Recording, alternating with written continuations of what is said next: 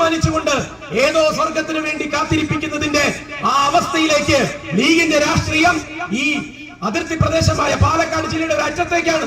മലപ്പുറത്തിനോട് അടുത്ത് കിടക്കുന്നത് കൊണ്ട് തന്നെ ആ ഒരു വർഗീയതയുടേതായിട്ടുള്ള സാഹചര്യത്തെ ഒരു ജില്ലയാകുമ്പോ ആ ജില്ലയിലെ രാഷ്ട്രീയത്തിന്റെ സെക്യുലർ രാഷ്ട്രീയത്തിന്റെ മുഖം പോലും തച്ചുടച്ചുകൊണ്ട് എത്ര കാലമായി ലീഗ് അത് ചൊൽപ്പടിക്ക് നിർത്താൻ നോക്കുന്നു എന്ന് നമ്മൾ കാണുന്നതാണ്. ഇപ്പോ ലീഗിന് ഒറ്റയ്ക്ക് കൂട്ടിയാൽ കൂടൂല എന്ന് കണ്ടപ്പോ ഇടവും വലവും നിർത്താൻ രണ്ടു കൂട്ടരെ കൂടെ കൂട്ടിയിരിക്കുക. പേര് ജമാഅത്തെ ഇസ്ലാമി എന്നും SDPI എന്ന ഈ രണ്ട് സംഘടനകൾക്കും ആളെ കൂട്ടിക്കൊടുക്കുന്ന സ്വഭാവമാണ് ലീഗിനുള്ളത് എന്ന് കേരള ജനത തിരിച്ചറിഞ്ഞുകൊണ്ടിരിക്കുക. ലീഗ് അവനവന്റെ കുഴി തോണ്ടുകയാണ് എന്ന് തിരിച്ചറിയുന്നില്ല.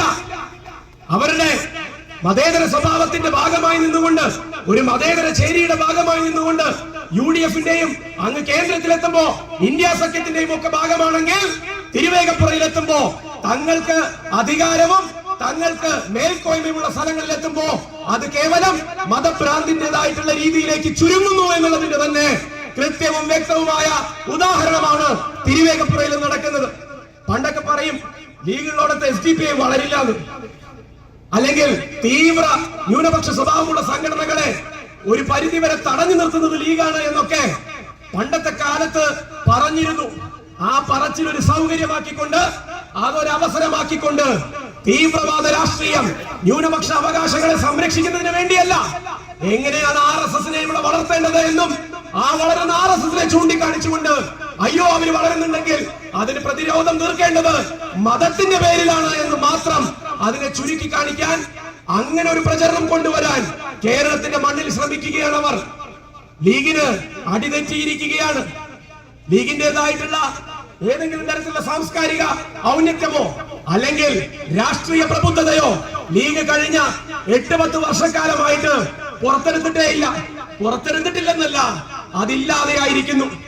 അതിനൊരു കാരണമുണ്ട്. ലീഗിന് ഏറിയാൽ കേരള ഭരണത്തിൽ നിന്ന് മാറി നിൽക്കാൻ പറ്റിയ 5 കൊല്ല. കാരണം ഓരോ മാസവും എണ്ണിയാണ് ലീഗുകാര് കേരളത്തില് ഭരണം മാറി മാറി വരുന്ന സാഹചര്യത്തിൽ LDF മാറി UDF വരുമ്പോ സാധാരണ തോറ്റു കഴിഞ്ഞാൽ തോൽക്കുമെന്ന് ഉറപ്പാണ്. ഒരു ഭരണം കഴിയുമ്പോൾ തോൽക്കുമെന്ന് ഉറപ്പുള്ള കേരളത്തിലെ ഒരേ ഒരു മുന്നണി അത് UDF ആണ്. അങ്ങനെ 3 തവണ അവർക്കറിയാം ഭരിച്ച അവസാനത്തോടെത്തുമ്പോൾ ഇത് തോക്കാൻ വേണ്ടിയാണെന്ന്. LDFനെ അതുപോലെ തന്നെ 3 തവണ ജനങ്ങൾ ചെറിയ മാർജിനിൽ, ഒരു തവണ രാജീവ് ഗാന്ധിയുടെ കൊലപാതകം സംഭവിച്ചില്ലായിരുന്നു എങ്കിൽ എന്നോ തുടർ ഭരണത്തിന്റെ സിദ്ധാന്തം ഈ കേരളത്തിൽ അടിയുറച്ചേനെ. അന്നേ CPMന്റെയും LDFന്റെയും നേതൃത്വത്തിൽ 91-ൽ തന്നെ അന്നത്തെ ജനകീയമായ EK നായനാർ സർക്കാരിന്റെ തുടർച്ച ഈ നാട് കണ്ടിരുന്നു എങ്കിൽ 35 വർഷത്തിൽ ഇടയ്ക്കൊക്കെ CPMും LDFും ഭരിക്കുന്ന സമയത്തുണ്ടാകുന്ന നേട്ടങ്ങളെ പിന്നെയും പുറകോട്ടടിക്കുന്ന ആന്റണിയുടെയും ഉമ്മൻചാണ്ടിയുടെയും കരുണാകരന്റെയും ഭരണം ഈ നാടിനെ കൊണ്ടെത്തിച്ച ഗതികേട് നമുക്ക് ഇതുപോലെ അനുഭവിക്കേണ്ടി വരില്ലായിരുന്നു. അതിനൊരു മാറ്റം വന്നത് കഴിഞ്ഞ തവണയാണ്. അപ്പൊ ഞാൻ നേരത്തെ സൂചിപ്പിച്ചത് എന്താ, ലീഗിന് ഏറിയാൽ ഭരണത്തിൽ നിന്ന് മാറി നിൽക്കാൻ പറ്റുന്നത് എത്ര മാസം? 60 മാസം. കാരണം അപ്പോഴേക്കും കീശ കാലിയായി തുടങ്ങും. ഖജനാവെന്ന് കൈയിട്ട് മാത്രം സ്വന്തം കീശ നിറയ്ക്കുന്ന ഏതെങ്കിലും ഒരു രാഷ്ട്രീയ പ്രസ്ഥാനം ഇവിടെ ഉണ്ട് എന്നുണ്ടെങ്കിൽ അത് കള്ളന്മാരായിട്ടുള്ള കോൺഗ്രസും കള്ളന് കഞ്ഞി വെച്ചു കൊടുക്കുന്ന ലീഗുമാണ് എന്നുള്ളത് ഒരു സംശയവുമില്ലാതെ പറയാം.